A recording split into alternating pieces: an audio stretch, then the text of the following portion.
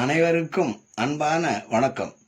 மனதின் நேரம் என்ற பகுதியில் பேசுவதற்கு மேற்கொள்ளுகிறேன்.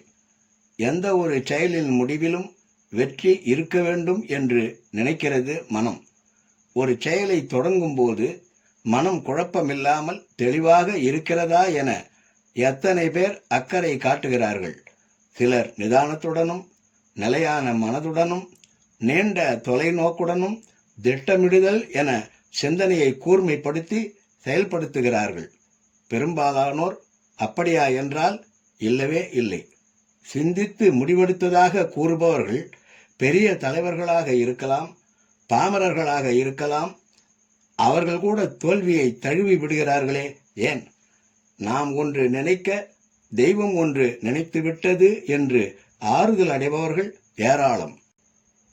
நினைத்தபடி செயலில் வெற்றியும் மனதில் மகிழ்ச்சியும் கிட்டும்போது நம்மை நாமே பாராட்டி கொள்ள தோன்றும். வேறு விதமாக இருந்தால் இப்படி ஆனதே என புலம்பி தீர்ப்பதும் உண்டு.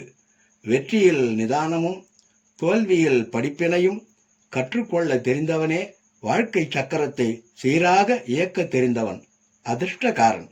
மனதின் நேரம் தொடரும். நன்றி, வணக்கம்.